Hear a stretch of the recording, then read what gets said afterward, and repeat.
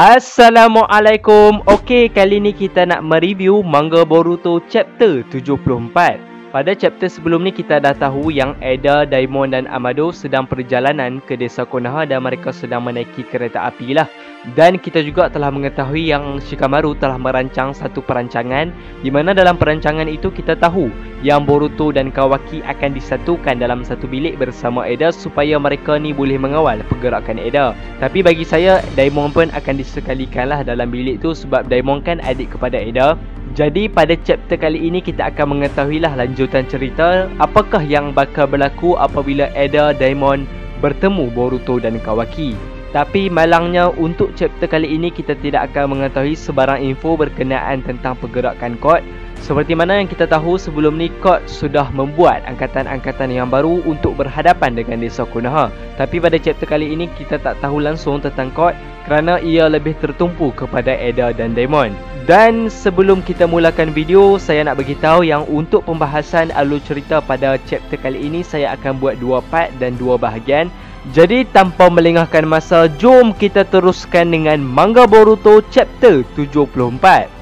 Judul pada chapter kali ini telah diberi judul pembaptisan ataupun maknanya adalah pengalaman yang pertama. Jadi bila kita bercakap tentang pengalaman yang pertama, ianya tentulah berkaitan dengan Eda dan Daimon. Sebab kita dah tahu Eda dan Daimon pertama kali datang ke desa Konoha.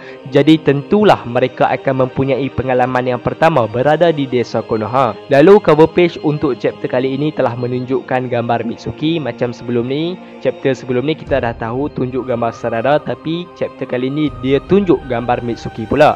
Dan tirai pada chapter kali ini telah dimulakan dengan keadaan di mana kereta api yang dinaiki oleh Eda, Daimon dan Amado akhirnya telah tiba ke desa Konoha. Eda pun turunlah daripada kereta api tersebut dan kita dapat lihat yang Daimon juga telah menunggang di belakang Eda. Daimon pun berkata, "Wah, kita dah sampai." Eda pun telah memandang ke sebelah kanan dan dia dapat lihat yang Shikamaru, Sai dan ada beberapa shinobi yang lain sudah pun ada dekat situ nak menjemput kedatangan Eda dan Daimon. Lalu Shikamaru pun berkatalah, "Selamat datang ke desa Konoha, Eda. Kami sangat mengalu-alukan kedatangan kamu berdua." Lalu Eda telah memandang ke arah Sai dan kita dapat lihat yang Sai telah terkena efek dari kemampuan Eda. Yang mana masih belum tahu, Eda ni dia mempunyai satu kemampuan di mana dia mampu menarik hati orang lain untuk suka akannya. Jadi Sai dia terkenalah efek dari kemampuan Eda tu dan kita dapat lihat yang muka Sai telah menjadi merah. Tapi bukan hanya Sai, ada juga 9 orang ataupun penduduk awam yang lain yang ada dekat situ terkena efek yang sama macam Sai, yang mana mereka ni pun tertarik kepada Eda. Lalu Eda pun katalah, "Hei Shikamaru, kau tak perlulah nak cakap-cakap baik dengan aku. Aku dah tahu apa perancangan kau. Perkongsian bilik itu, aku suka rancangan tu. Itu perkara yang menarik. Jadi aku sudi dan aku terima dengan tawaran kau, Shikamaru." Lalu Shikamaru pun terima kasihlah dengan Eda sebab Eda ni diterima dengan apa yang Shikamaru telah rancangkan. Dan Shikamaru pun katalah yang dia sudah menyangkakan yang Eda akan suka dengan plan ni. Lalu kita dapat lihat yang Sai masih tersipu-sipu, masih terkena efek dari kemampuan Eda tu. Dan Sai pun menjemputlah Eda, yang mana Sai ni nak membimbing Eda ke tempat apartment yang Eda akan duduk tu. Tapi last Eda lihat keadaan sekeliling, dia lihat ramai orang. Jadi disebabkan itu Eda pun tolaklah tawaran daripada Sai tu dan dia pun katalah kepada Sai, "Hei kau Sai, tak perlulah susah-susahkan diri. Aku boleh buat semua ni sendiri." Dan selepas tu kita dapat lihatlah yang Eda telah pun terbang menuju ke apartment tu dengan sendiri sambil Daimon berada di belakang dia. Lalu Daimon pun ada katalah kepada Shikamaru dan yang lain. Daimon berkata, "Hei Shikamaru, kakak aku ni dia tak suka dikelilingi oleh orang ramai. Jadi disebabkan itu kami akan pergi sendiri." Dan Eda pun bercakaplah yang mereka akan pergi dahulu sebab dia dah tahu di mana lokasi tempat apartment tu.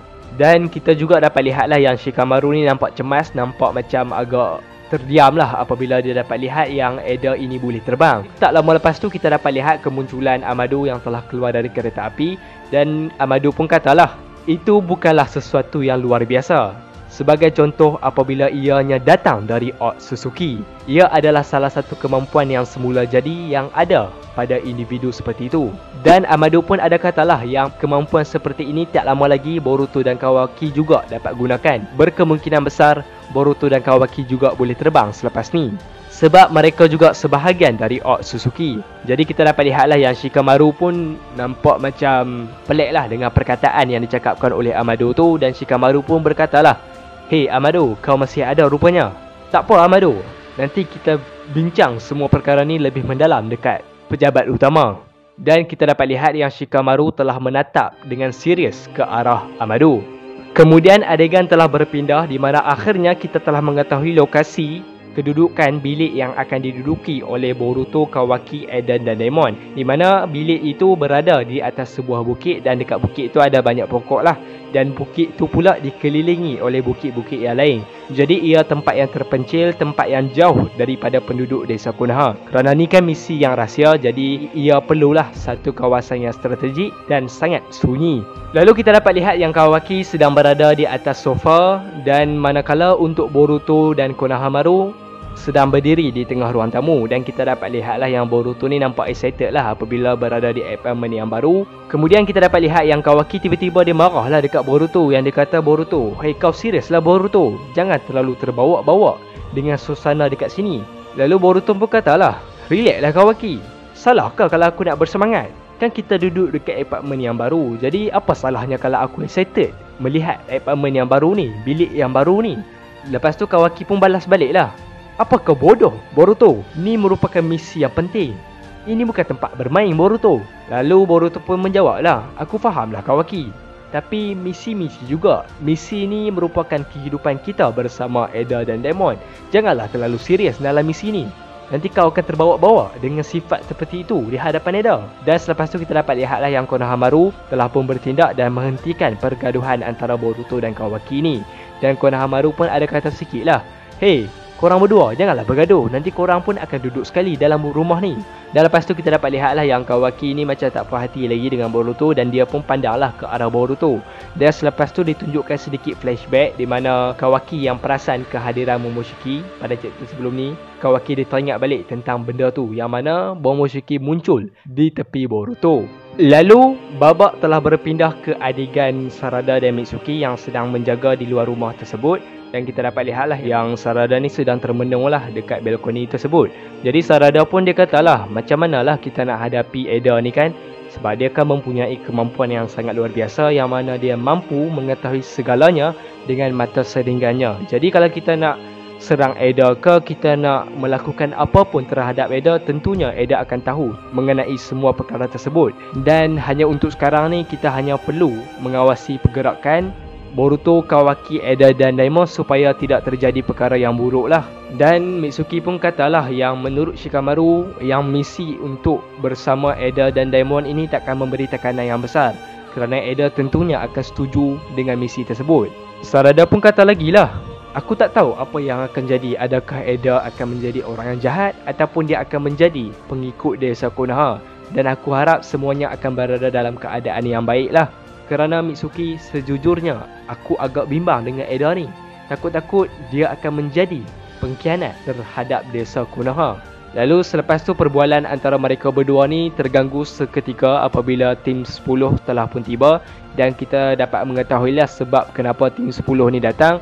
Rupa-rupanya Inojin pun katalah yang mereka ni datang sebab mereka pun nak lihat juga kedatangan Eda tu. Sebab mungkinlah berita ni mereka pun tahu daripada ayah Shikadai iaitu Shikamaru. Jadi tim 10 pun datang dekat situ nak tahu apa yang special sangat dengan Eda ni. Dan kita dapat lihatlah yang Chocho pun nampak excited dengan kedatangan Eda sebab Eda suka akan Kawaki. Lalu tiba-tiba Sarada telah melihatlah ke arah Mitsuki, dan tiba-tiba Mitsuki telah berkata, "Hei semua, dia dah ada dekat sini." Dan rupa-rupanya mereka telah nampak Eda dan Daimon sedang terbang menuju ke sini. Jadi apabila Eda dah turun, dah berada di hadapan rumah tersebut, kita dapat lihat yang Chocho, Inojin dan Shikadai, mereka bertiga telah pun terkena efek kemampuan dari kemampuan Eda tersebut, yang mana mereka rasa sukalah dekat Eda ni. Muka mereka bertiga menjadi merah seolah-olah mereka sudah tertarik dengan Eda. Dan Sarada pun dia dah tahulah semua ni kemampuan daripada Eda. Lepas tu dia pun katalah, walau apa pun yang terjadi kita kena report, kita kena bagi tahu benda ni dekat Boruto dan yang lain. Yang Eda sudah pun tiba. Sarada pun lihatlah ke arah Mitsuki, dan rupa-rupanya Mitsuki juga terkena efek ataupun kemampuan dari Eda tersebut. Dan Mitsuki pun berkatalah, "Apa ini? Perasaan apa ini? Ini kali pertama aku merasakan perkara seperti ini." Dan Sarada pun katalah, "Kau okey kah Mitsuki?" Dan selepas tu kita dapat lihat yang akhirnya Daimon dan Eda sedang menuju untuk masuk ke rumah tersebut. Jadi itulah cerita dari chapter ni untuk bahagian yang pertama, dan insyaAllah esok saya akan upload untuk bahagian seterusnya. Akhir kata, saya Bro Aiman. Thanks for watching. Assalamualaikum warahmatullahi wabarakatuh.